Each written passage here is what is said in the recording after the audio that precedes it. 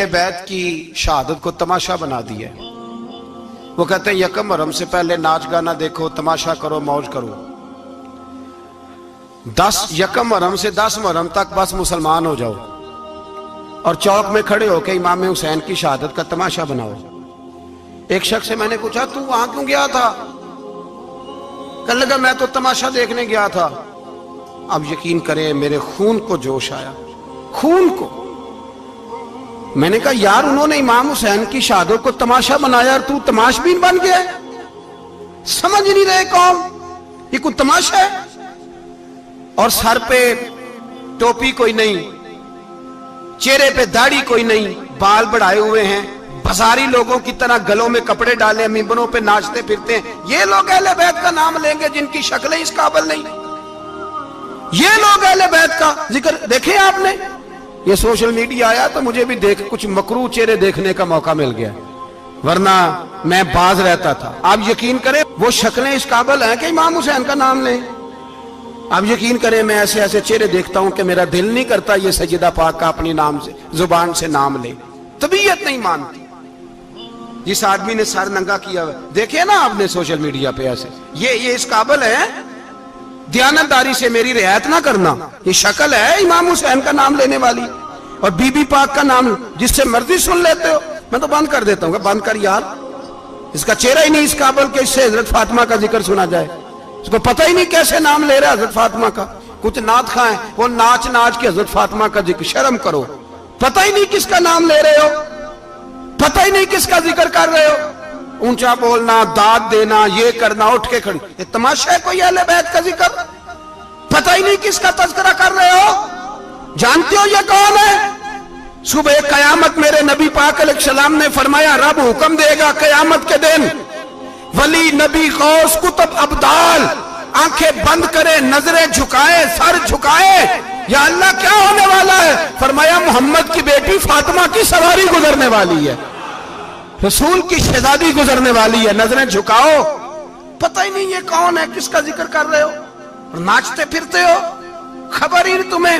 میرے دادا مرشد مفتی اعظم ہند مولانا مصطفیٰ رضا خان اعلیٰ حضرت کے چھوٹے بیٹے، ان کا ایک مرید اپنے کسی دوست سے کہنے لگا میرے پیر مفتی اعظم ہیں۔ اس نے کہا تم سنیوں کا طریقہ ہے جس کو بناتے ہو اعظم ہی بنا دیتے ہو، امام تو اعظم، اعلیٰ حضرت تو اعلیٰ حضرت، مفتی تو مفتی ہے، تمہارا طریقہ ہے۔ اس نے کہا نہیں میرے پیر واقعی بڑے عالم ہیں۔ اس نے کہا میں جاؤں گا ایسا مسئلہ پوچھوں گا تیرے پیر کو جواب ہی نہیں آئے گا۔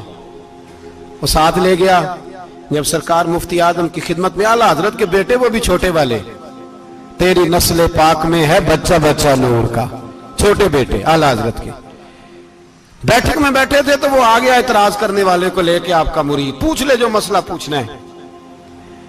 بیٹھک کے 2 دروازے تھے، ایک بار کھلتا تھا ایک گھر میں، بیٹھے سلام کلام کے بعد کیسے آئے ہو؟ کہا حضور یہ کوئی بات پوچھنا چاہتا ہے، اور وہ رستے میں کہہ رہا تھا میں ایسا سوال پوچھوں گا تیرے پیر کو جواب ہی نہیں آئے گا، رستے میں یہ باتیں کرتا آ رہا۔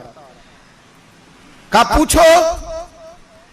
اس نے پوچھا، کہنے لگا جی بتائیے نبی پاک علیہ السلام کی 4 بیٹیوں کے نام کیا ہیں؟ تو مفتی اعظم ہند اٹھے، جو دروازہ اندر کھلتا تھا اس کمرے سے اندر چلے گئے۔ وہ اعتراض، تنقید آسان ہوتی ہے، تعمیر مشکل ہوتی ہے، اعتراض لوگ فٹافٹ کر لیتے ہیں۔ کہنے لگا تو تیرے پیر کو تو 4 بیٹیوں کے نام نہیں آتے، وہ کتاب دیکھنے چلے گئے ہیں، وہ تو دیکھ کے بتائیں گے، ان کو تو نام نہیں یاد۔ پر کیا کرے، فاضل بریلوی کا کمال ہی بڑا انوکھا ہے، یہ رضا کے نیزے کی مار ہے کہ عدو کے سینے میں غار۔ اعلیٰ حضرت کا رنگ ہی کچھ نرالا ہے۔ شہزادہ اعلیٰ حضرت واپس آئے، سر پہ امامہ ہے اور داڑھی سے پانی کے قطرے گر رہے ہیں، اور آ کے کھڑے ہوئے تو فرمانے لگے میں وضو کرنے گیا تھا، میں نے نبی پاک کی بیٹیوں کے نام کبھی بغیر وضو کے زبان سے ادا ہی نہیں کیے، میں وضو کرنے گیا تھا۔ وہ شخص کہنے لگا حضور وضو کے ساتھ؟ تو آنکھوں میں آنسو آ گئے، فرمانے لگے تمہیں کیا بتاؤں وہ کس پاک گھرانے کی شہزادیاں ہیں۔ رو پڑے، کہنے لگے میرے تو باپ کا عقیدہ ہے کہ تیری نسل پاک میں ہے بچہ بچہ نور کا، تو ہے عین نور تیرا سب گھرانہ نور کا۔ میرے میں کیا کروں، مجبوری ہے۔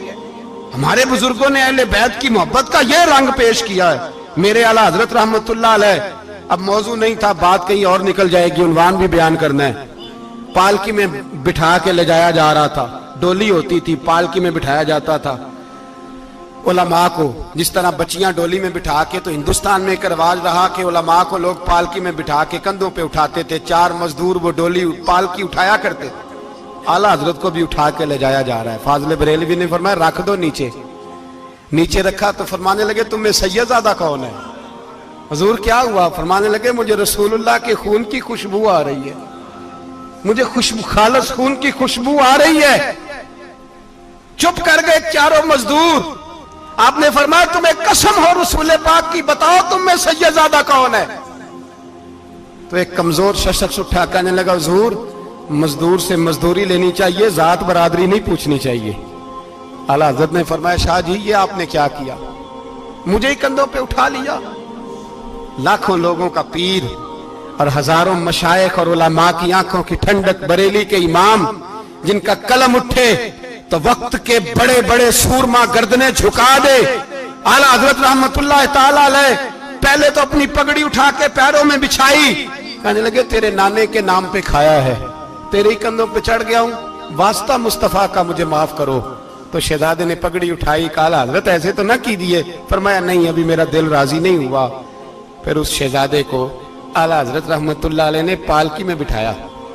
شہزادہ سید زادہ مزدور ہے, بظاہر پڑھا لکھا نہیں, غریب ہے, ان کو پالکی میں بٹھایا اور فرمایا ایک طرف سے میں اٹھاؤں گا, ایک طرف سے میرا بیٹا حجت الاسلام حامد رضا اٹھائے گا, ایک طرف سے ملک العلماء مولانا ظفر الدین بہاری بخاری کی شرح لکھنے والا اٹھائے گا, ایک طرف سے فقہ حنفی کا انسائکلوپیڈیا بحر شریعت لکھنے والا مفتی صدر الشریعہ مولانا امجد علی اعظمی اٹھائیں گے. چاروں نے جب اٹھایا وہ جا رہے تھے تو مولانا حسن رضا فاضل بریلوی فرما رہے تھے بے ادب گستاخ فرقوں کو سنا دے اے حسن, بے ادب گستاخ فرقوں کو سنا دے اے حسن. یوں کہا کرتے ہیں سنی داستان اہل بیت, یوں کہا کرتے ہیں سنی داستان. یہ ہمارا طریقہ ہے رسول اللہ سے پیار کرنے کا, یہ ہمارا طریقہ ہے اہل بیت سے. یہ کیا محبت ہوئی؟ یکم محرم سے 10 محرم تک بازاری لوگ کھڑے کر دیے اور کہا اہل بیت کا ذکر کریں گے اور زینب پاک کا نام لیں گے اور سکینہ پاک کی, یہ لوگ پاک کریں گے جن کا لب و لہجہ ہی بازاری ہے, یہ گفتگو کریں گے. اور بہت سارے ہمارے لوگ دیکھنے چلے جاتے اور مجھے شکوہ ہے اپنے دوستوں سے بھی, یہ چھپ کر کے بیٹھے رہتے ہیں محرم کے دنوں میں. آپ کا کوئی تعلق نہیں امام علی مقام کے ساتھ. کل بھی روزہ رکھیں گے انشاءاللہ, پرسوں بھی روزہ رکھیں گے, اور ہم امام حسین کا دن اس طرح منائیں گے کہ روزانہ قرآن پاک کی تلاوت کریں گے. ہم امام علی مقام کی یاد اس طرح منائیں گے کہ حسین تو نے جس سجدے میں سر کٹایا تھا 9-10 کو زیادہ سجدے کریں گے, اور تو نے جو قرآن پاک نیزے کی نوک پہ بھی جاری رکھا, ہم بھی 9-10 محرم سارا قرآن پڑھ کے گزار دیں گے. اور امام علی مقام کی فکر کو سمجھے, سوچ کو سمجھے. میں مضمون سارا بیان کرنا چاہ رہا تھا پر اب مجھے لوٹنا پڑے گا. اہل بیت کا پیار ایمان کا حصہ ہے, ایمان کا. اگر اہل بیت سے محبت نہ ہوئی, صحابہ کا پیار نہ ہوا تو ایمان قابل قبول نہیں. کچھ لوگ بڑے ہوتے ہیں اس لیے کہ ان کا باپ بڑا ہوتا ہے, بہت بڑے باپ کا بیٹا ہے جی, تو خود کیا ہے جی, یہ امام حسین بہت ہی بڑے باپ کے بیٹے تھے, بہت ہی بڑے باپ کے, بہت ہی بڑے باپ. مولا علی شیر خدا رضی اللہ تعالی, واقعی حضرت علی جیسا شیر کوئی نہیں ہے, ہی کوئی نہیں, آئے گا ہی کوئی نہیں, ہو ہی نہیں سکتا, سوال ہی نہیں پیدا ہوتا. علی بہرحال علی ہے, علی بہرحال کوئی جوڑ نہیں حضرت علی کا, کوئی ساتھ نہیں. میرے رسول پاک نے فرمایا یہاں بھی میرا بھائی ہے وہاں بھی میرا بھائی ہے, حضرت علی کا کوئی مقابلہ کر سکتا؟ اتنے بڑے باپ کا بیٹا. حضرت امام حسین خود بھی بہت ہی بڑے تھے, امام حسین خود بھی اللہ جانتا ہے بہت بڑے تھے. کہتے ہیں گدی پہ بیٹھ گیا اسے کوئی ضرورت نہیں, لیکن امام حسین نے ایسے نہیں کیا. امام زین العابدین فرماتے ہیں میرے ابا جی امام حسین فرض نمازوں کے علاوہ ایک دن میں 100 نفل ادا کیا کرتے تھے, اور ایک روایت میں فرماتے 1000 نفل پڑھا کرتے تھے. کتنے؟ چلو تسی 50 پڑھ لے, بتاؤ تو صحیح نا کتنے. تو یہ جو امام حسین کا بڑا نام لینے والے ہیں, یہ تو ان سے پوچھو کہ تم تو نمازیں پوری نہیں پڑھتے, اور امام کا تو تعلق ہے نماز کے ساتھ. 9-10 محرم کی ساری رات امام حسین کیا کرتے رہے؟ بولے. یہاں لوگ دیگیں کھاتے رہتے ہیں 9-10 کی رات, چرگے کھاتے رہتے ہیں, ساری رات گوشت کھا کے گزار دیتے. امام حسین رضی اللہ تعالیٰ عنہ, بھائی اللہ تو مانا ہوا تھا, حسین پہ سب سے زیادہ راضی تھا میرا رب, لیکن امام علی مقام نے 9-10 کی ساری رات کا اللہ مجھ سے راضی ہو جا, اللہ مجھ سے راضی ہو جا, اللہ مجھ پہ رضا نازل کر دے. ساری رات کربلا کی ریت پہ آنسو بہا بہا کے ساری رات سجدے میں گزار دی. تو تماشا کر کے سو جاتا ہے اور کہتا ہے میں بڑا حسینی ہوں. امام علی مقام بہت بڑے تھے, عبادت گزار تھے, ریاضت بڑی کرتے تھے. امام حسین کے گھر کا کعبہ تھا, اپنا تھا. جو شے قریب ہوتی ہے اس کی قدر نہیں ہوتی. سعودی عرب میں بہت سارے لوگ ابھی بھی رہتے ہیں جنہوں نے حج نہیں کیا, کہتے ادھر ہی چلے جائیں. ہمارے بہت سارے پاکستانی جن کی ڈیوٹیاں مکے میں لگ گئی ہیں, وہ کبھی ہمیں وہاں ملنے آئے تو ہم کہتے ہیں جناب آپ آتے نہیں, کہتے ہیں آتے ہیں کبھی کبھی. ان کو حرم شریف کی وہ قدر. لیکن امام حسین علی مقام کا کردار یہ تھا کہ مدینے سے, دونوں بھائی مدینے سے پیدل جایا کرتے تھے مکے کا حج کرنے. کس طرح؟ انہوں نے یہ نہیں کہا ہمیں ریاضت کی ضرورت نہیں, عبادت کی ضرورت نہیں, ہم تو حضور کا خون ہے بخشے بخشائیں. پیدل مدینے سے دونوں شہزادے, اور اس طرح پیدل جاتے تھے. ایک دفعہ نہیں, 2 دفعہ نہیں, 25 حج دونوں نے پیدل مکے جا کے ادا فرمایا. 25 حج. تجھے کبھی توفیق ہی نہیں ہوئی, تو جہاز پہ جانا بھی پسند نہیں کرتا, تو خیال ہی نہیں کرتا کہ کتنی قدر ہے اللہ کے گھر کی. 25 حج. اور سخاوت کا یہ حال تھا, سخاوت کا, کہ امام زین العابدین فرماتے ہیں 1,00,000 دینار سویرے آیا. کتنا؟ سمجھ لیں اربوں خربوں روپے آج کے حساب سے, 1,00,000 دینار. اور فرماتے ہیں فاطمہ کے لال دروازے پہ بیٹھ گئے پیسے لے کے, اور لوگوں کو بلا بلا کے نظر دی. فرمایا تھوڑے سے لے جاؤ, تھوڑے سے لے جاؤ, تھوڑے سے لے جاؤ, تھوڑے سے. فرماتے زور تک امام حسین نے لاکھوں بانٹ دیے. اٹھ کے اندر آئے تو میں نے کہا ابا جی کو 1 دینار بچا لیتے. آپ جب بازو اٹھاتے ہیں تو آپ کے کرتے پہ 17 پیبند لگے ہوئے ہیں, ایک کرتا ہی نیا لے لیتے.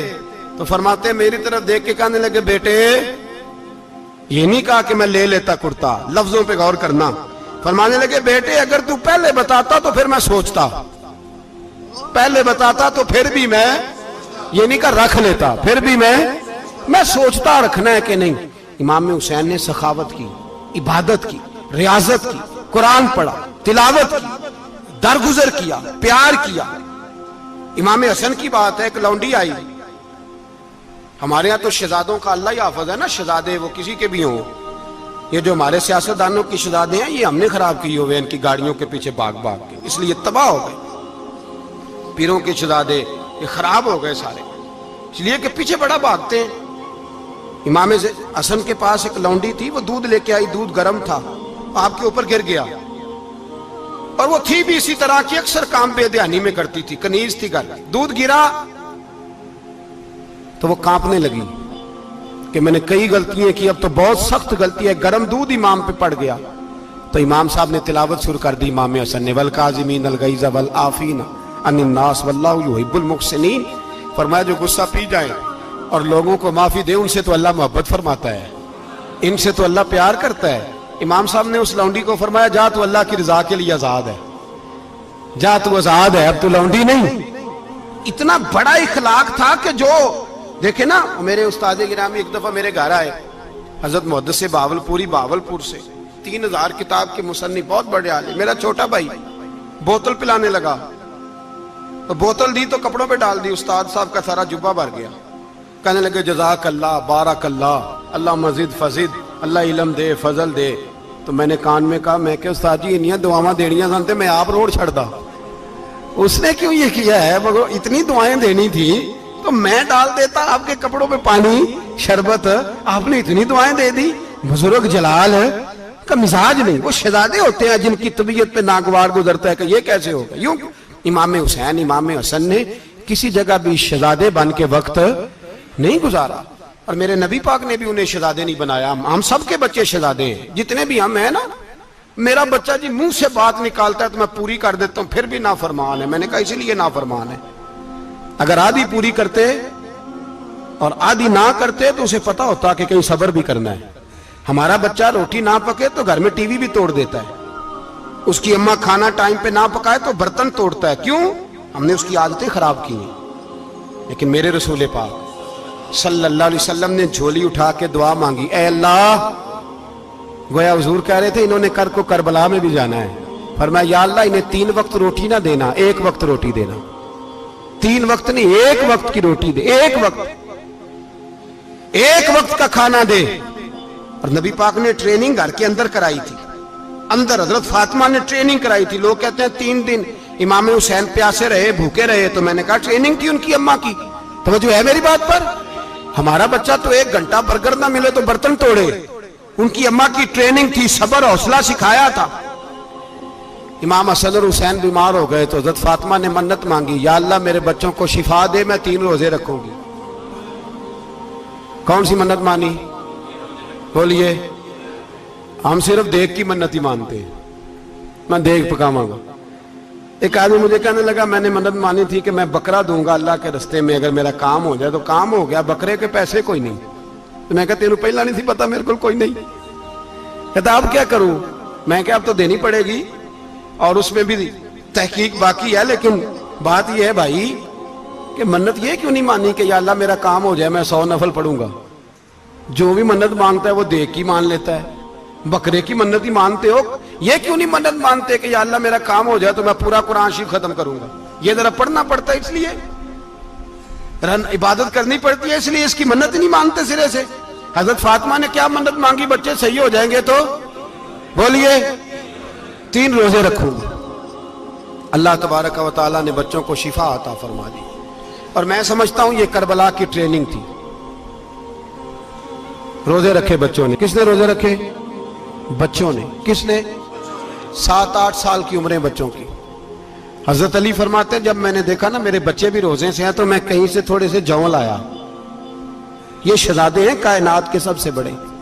فرماتے میں نے بی بی پاک کو دیے تو سیدہ پاک نے جوں پیسے روٹیاں پکائیں، اور جب عین افطاری کے وقت کھانا سامنے آیا تو دروازے پہ بھکاری آیا، عین بڑا بے نیاز ہے اللہ، عجیب رنگ ہے مالک کا۔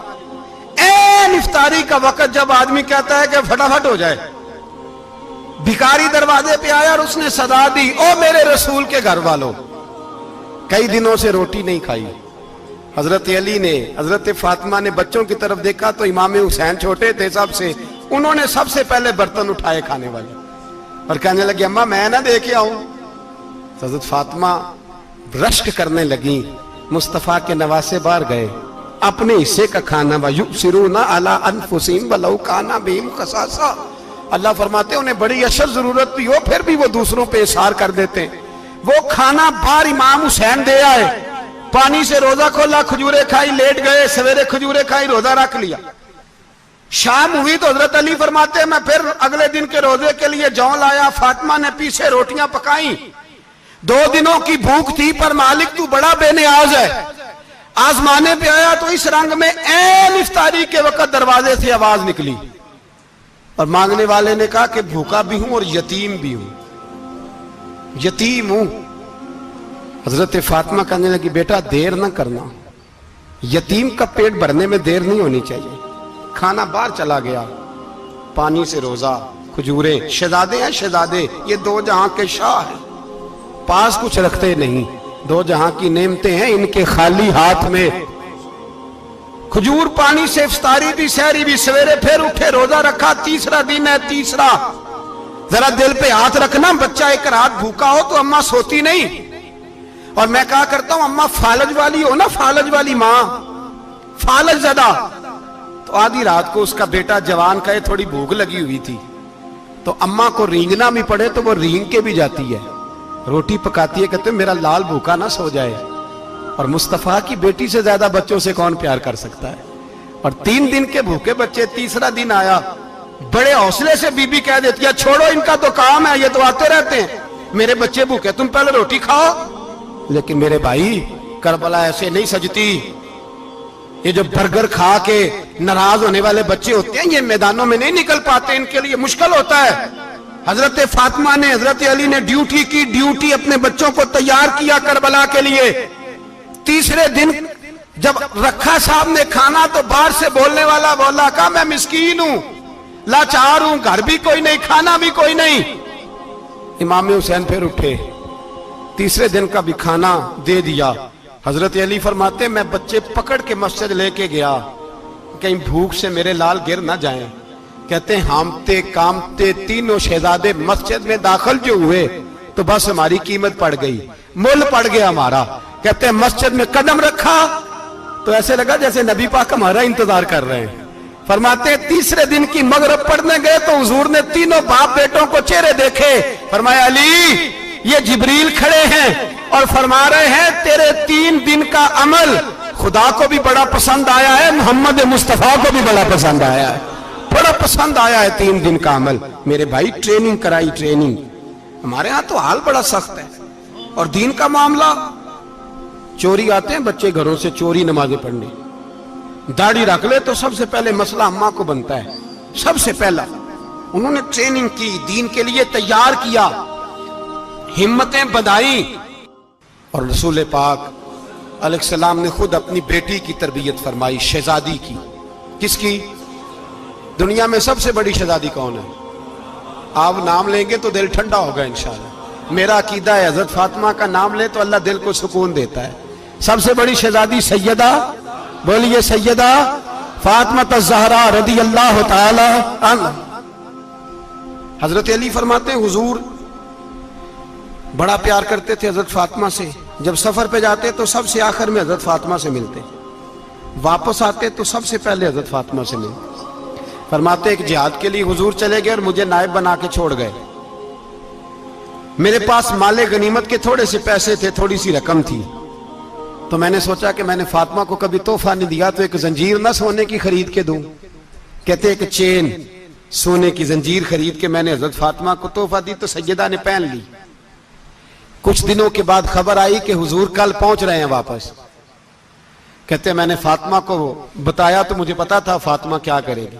سیدہ نے سارا گھر صاف کیا، ساری تیاریاں کی، کھانے چنے، جو اس وقت ماحول تھا ہر لحاظ سے حضور کی آمد کا انتظار کیا، اور سویرے سے ہی حضرت فاطمہ بیٹھ گئی۔ سویرے سے حضور کئی دنوں کے بعد آ رہے ہیں، کمال ہو گئی۔ فرماتے ہیں جب محبوب تشریف لائے نا، پہلا قدم نبی پاک نے حضرت فاطمہ کے گھر کے اندر رکھا، السلام علیکم کہا، اور شیر خدا فرماتے جناب فاطمہ کو دیکھا اور نبی پاک واپس پلٹ گئے۔ کہتے میں نہیں تھا گھر میں واپس آیا، بی بی صاحبہ نے بتایا اور میں نے دیکھا کہ فاطمہ اس طرح روتی ہے کہ میں نے ایسا روتے کبھی دیکھا ہی نہیں۔ فاطمہ ہوا کیا کا پتہ کرو۔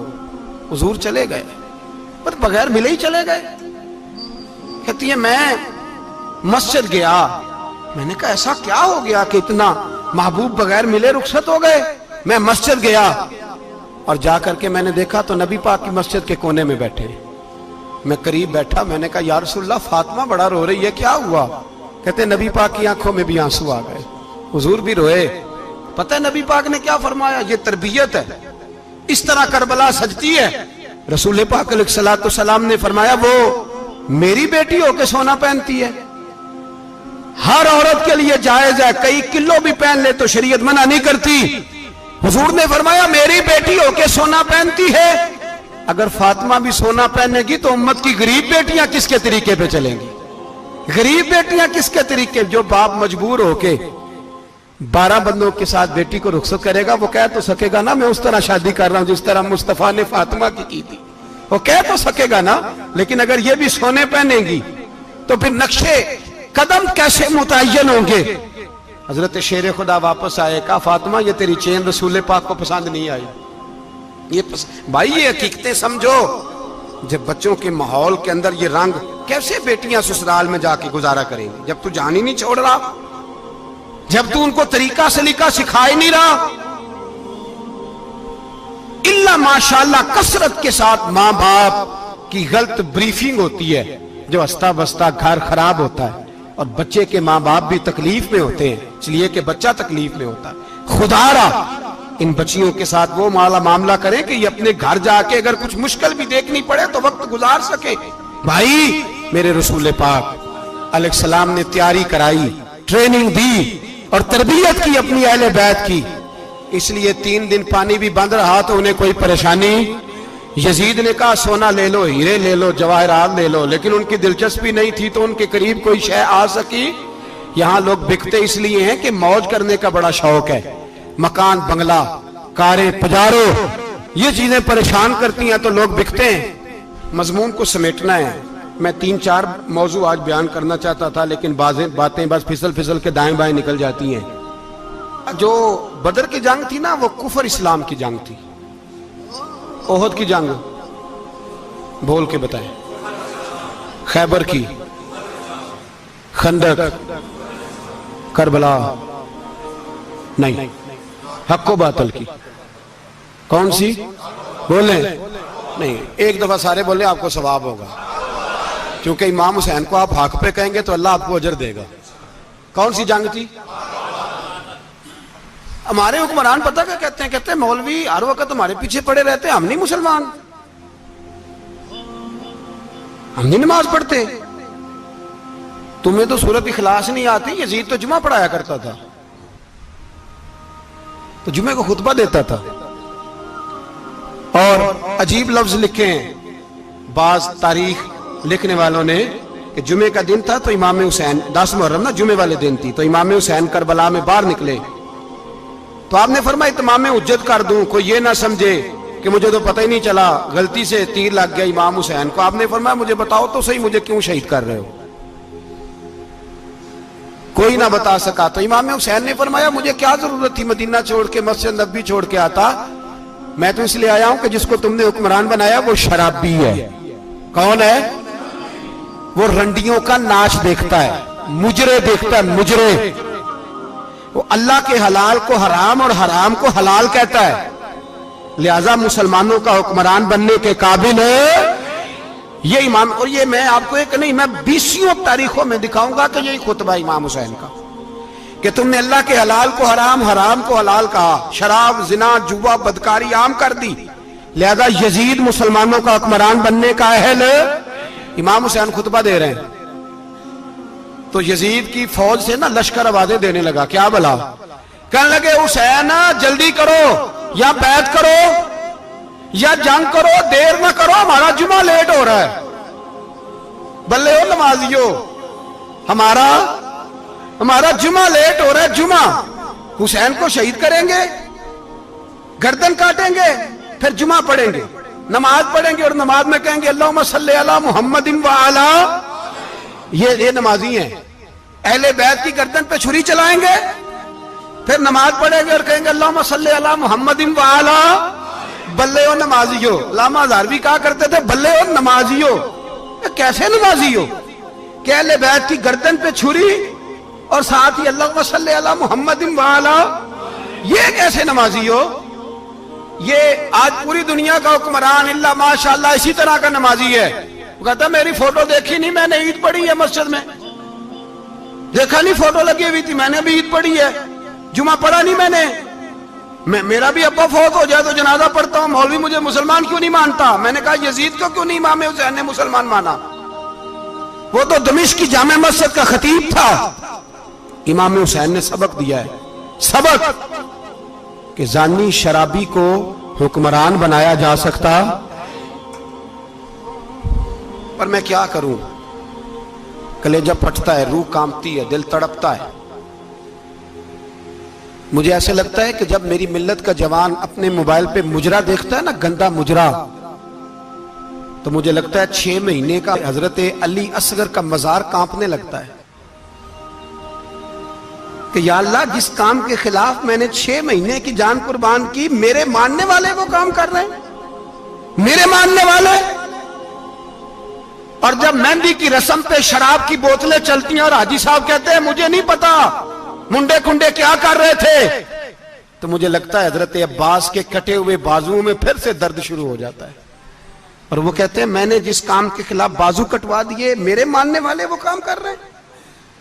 اور جب بدکاروں بے حیاؤں کے نعرے لگاتی ہے قوم تو پھر جنگل سے صدا آتی ہے امام حسین کی.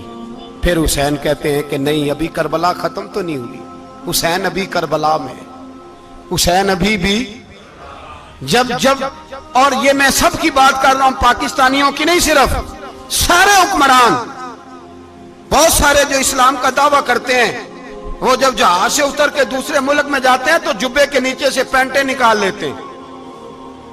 انہوں نے بھی مذہب کو رنگ دار بنا لیا ہے، کبھی رنگ اور ہوتا ہے کبھی اور ہوتا ہے. خدا را امام حسین کو تڑپاؤ نہ، خدا را شرابیوں کو ووٹ دے کے، ظالموں کو ووٹ دے کے، اور یہ سارے ہی ایسے، میں کسی ایک کی بس، سارے ہی ایسے. یزید نے بھی کتا رکھا ہوا تھا، اس کے بھی سانس ہویا کرتا تھا، آپ کے بھی کئی سیاستدانوں نے پالے ہوئے. یہ سارے تماشے کرنے والے، جانوروں کی لڑائی دیکھنا بھی حرام اور کرانا بھی، یہ سارے ایک ہی رستے میں، یہ سارے ایاک نعبد و ایاک نستعین کوئی ایک آیت پڑھ لیتا ہے، اس کے بعد ڈھول بجانے، عورتوں کے ناچ کرانے شروع کر دیتا ہے. یہ ایاک نعبد و ایاک نستعین کا ترجمہ ہے، تماشا بنایا ہوا ہے. اور وہ جن کا بڑا دعویٰ ہے کہ ہم نے بڑی مسجدیں بنائی ہیں، اتنی رسوائی کے بعد بھی انہیں شرم نہیں آئی کہ کتنے رسوا ہو گئے. ابھی خیال کریں، ہمارے ملک میں تو ایسے ٹاؤن بنے ہوئے ہیں جنہوں نے سب سے بڑی مسجد بھی لاہور میں بنا دی، اور کچھ دنوں کے بعد انہوں نے کہا جشن بہاراں بھی بناؤ، پتنگ بازی بھی کرو، سارے کام ہی کرو، راضی رہے رحمان بھی، خوش رہے شیطان بھی. معاذ اللہ.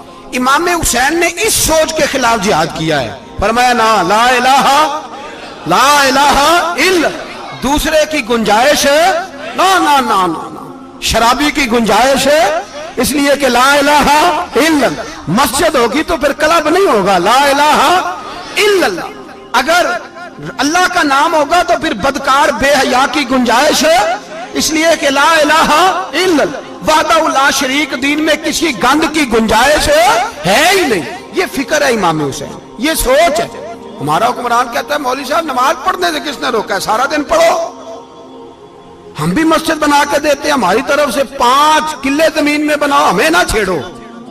شراب کباب بند نہ کراؤ. آپ دیکھ لیں دبئی کے اندر کیا ہو رہا ہے، شیخ زید اسلامک سینٹر بنا، اتنی بڑی مسجد دیکھنے کو دل کرتا ہے، لیکن چند کلومیٹر پہ کلب بھی بنا ہوا ہے، سارے تماشے. بس امام حسین نے کہا ہے کہ مسجدیں بنے گی، کلب نہیں بنیں گے. یزید کہتا تھا مسجد بھی بناؤ اور شراب خانہ بھی بناؤ. امام حسین نے فرمایا نہ، شراب خانہ نہیں بننے دوں گا. اس نے کہا ٹھیک ہے، نماز کے وقت نماز اور صبح یہ. فرمایا نا لا الہ الا اللہ. اور کس طرح کا امام حسین نے، آپ نے فرمایا خودی کا سر نہاں. اقبال ترجمہ کرتے ہیں خودی کا سر نہاں لا الہ الا اللہ، خودی کا تیغ فساں لا الہ الا اللہ. اگرچہ بت ہیں جماعت کی آستینوں میں، پر مجھے ہے حکم ازاں لا الہ الا اللہ. اور بہار ہو کے خزاں لا الہ الا اللہ. اور پھر بول پڑے اقبال اور کہنے لگے اگر یہ دور اپنے ابراہیم کی تلاش میں ہے، یہ دور اپنے ابراہیم کی تلاش میں، کیونکہ صنم کدا ہے جہاں لا الہ الا اللہ. اور اس کا ترجمہ انہوں نے کہا تھا نا، یہ دور اپنے ابراہیم کی. ہمارے شہر کے بزرگ تھے شیخ عبدالصبور بیگ منشور ہزاروی علیہ رحمہ، انہوں نے ترجمہ کیا. وہ کہنے لگے اس شاہ مشرقین کی، اس نور عین کی. مجھے حضرت صاحب کا یہ شعر بڑا ہی پسند ہے، بڑا ہی پسند ہے مجھے، ان کا یہ مصرع بڑا ہی پسند ہے. اور میں ان کی قبر پہ جب ان کے انتقال کے بعد آگے بڑھا فاتحہ کے لیے، تو پھر بھی میرے کانوں میں ان کا یہ فکرہ گونج رہا تھا. وہ کہا کرتے تھے اس شاہ مشرقین کی، اس نور عین کی، مطلوب ہے جہاں کو قیادت حسین کی. ہر سو یزیدیوں کا زمانے میں زور ہے، ہر سو یزیدیوں کا. دیکھو بزرگ کیا کہتے ہیں، ہر سو یزیدیوں کا. ایک یزید تھا نا، ہر سو یزیدیوں کا، اس شاہ مشرقین کی، اس نور عین کی. مطلوب ہے جہاں کو قیادت حسین کی، ہر سو یزیدیوں کا زمانے میں زور ہے. منشور آج پھر ہے ضرورت حسین کی. میرے بھائی امام حسین، اب پتہ کیا کریں، ایک معروف نعرہ ہے، امام حسین تو زندہ باد ہے، اور انشاءاللہ وہ پہلے بھی زندہ باد تھے، قیامت تک کی زندہ باد ہے. حسین ہی تو زندہ باد ہے. آپ کو سچی بات بتاؤں، حسین ہی تو. اور قیامت میں جب کسی نے اٹھنا ہوگا نا، اٹھنا، آپ یقین کریں جب کمر جھکنے لگتی ہے امام حسین کا نام سامنے آ جائے تو سیدھی کھڑی ہو جاتی ہے. حسین تو علامت ہے کھڑے ہونے کی. اور دنیا میں قتیل اس سا منافق نہیں کوئی جو ظلم تو سہتا ہے بغاوت نہیں کرتا. یہ امام حسین نے ہمیں بتلایا ہے کہ وہ منافق بے ایمان ہے جو ظلم سہے اور چپ کرے, یزیدی کے خلاف کھڑا نہ ہو. اس لیے ہم کہتے ہم سے نہ رقم ہوں گے قصیدے یزید کے, ہم لوگ تو حسین کے سیرت نگار ہیں. یہ کیسے زندہ باد, یہ نعرہ ضروری ہے. مرد آباد, اس نعرے کی ضرورت ہے, اس نعرے کی. حسین تو زندہ باد ہے لیکن حسینیت زندہ باد. اور مرد آباد کیا ہے؟ اس لیے کہ یزیدیت بھی مری نہیں, یزید مرا پر یزیدیت وہ سسکتی ہے, دم توڑتی ہے, پر کسی نہ کسی رنگ میں, کسی نہ کسی کی شکل میں اٹھ کھڑی ہوتی ہے. اسی لیے اقبال نے کہا ستیزہ کار رہا ہے ازل سے تا امروز, چراغ مصطفی سے شرار بو لہبی. اس نے کہا ہر جگہ کہیں نہ کہیں حضور علیہ السلام کی روشنی سے کوئی نہ کوئی لڑنے کی. کھڑے کرو اپنے آپ کو. کیوں ظالموں کی مدد کرتے ہو؟ کیوں بے ایمانوں کے سپورٹر بنتے ہو؟ کیوں ان لوگوں کے نعرے لگاتے ہو جو یزیدی ہیں؟ حسینی بنو, حسینی بن کے زندہ رہو. کوئی کھا نہیں جائے گا, کوئی کھا نہیں جائے گا. یزید مر جایا کرتے ہیں اور حسینیت آج بھی زندہ ہے اور قیامت تک زندہ رہے گی. جو شرابی ہے, زانی ہے, بدکار ہے, اگر تو آپ کی تبلیغ پہ باز آ جائے تو ٹھیک, ورنہ آپ کا اس کے ساتھ دوستانہ رکھنا بھی حرام ہے. کیا فتویٰ دیا میں نے؟ حرام ہے, حرام. اگر آپ کا دوستانہ ہے تو پھر 9-10 محرم کو دیگ نہ پکانا چاول کی, اس لیے کہ امام حسین کو تیری بریانی کی کوئی ضرورت نہیں. تیری باسمتی اور چھوٹا گوشت سنبھال کے رکھنا گھر میں, کوئی حاجت نہیں. اگر شرابی, کبابی, زانی, بدکار سے دوستانہ ہے, اگر محلے کے غریبوں کو گالی دینے والوں کے ساتھ تیری دوستی ہے تو پھر 10 محرم کو چاول کی دیگ بالکل نہ پکانا. اس لیے کہ یہ کوئی تماشا نہیں کہ دوستی قاتل سے بھی مقتول سے یارانہ بھی, کوئی مطلب نہیں اس بات کا.